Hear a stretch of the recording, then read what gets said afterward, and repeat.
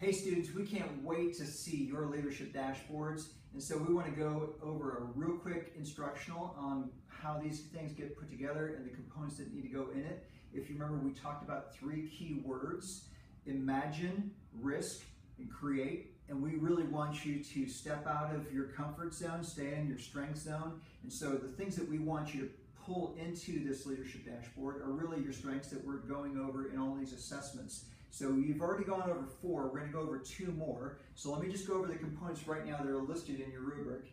We've got the Myers-Briggs, we've got the spiritual gifts, which would be your top 3 gifts. We've got your spiritual formation, we'll have your DISC assessment, and then the 2 that you haven't taken yet are the standout, which Pastor Kevin will be doing in just 2 weeks. And then we have the last one, which is the learning styles, which you'll also get on that next week as well.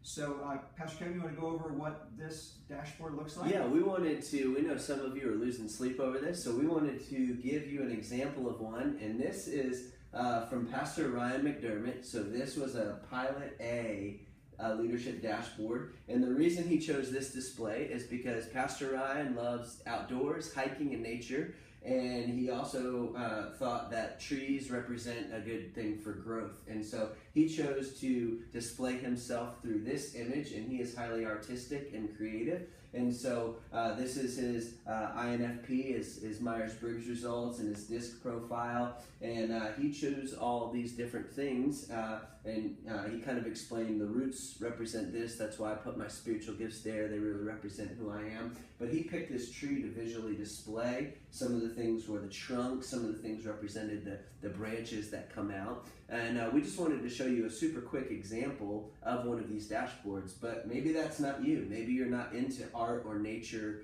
or growth, but maybe you're into other hobbies like travel.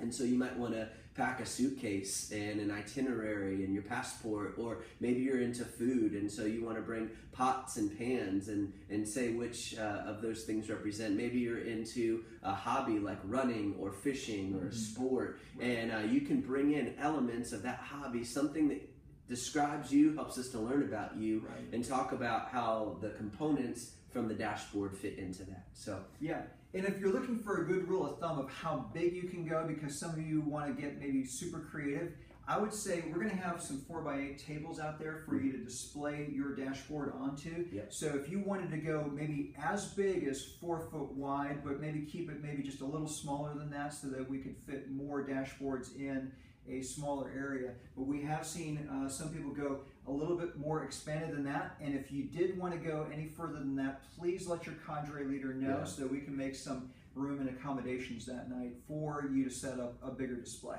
And for some of you that are highly technical, if your dashboard is going to power up or provide lights or audio or music or video, had a lot of that, we're going to ask that you bring your own extension cords. We'll have some available, but if you know you're going to need some, you might want to plan for that as well. So we are very excited to see what you come up with. We'll be available after class week 3 to help you struggle through any last minute ideas or tensions that you're feeling. But take a risk and just do something that displays who you are. It's a great chance for us to learn about you and what you took away from the class.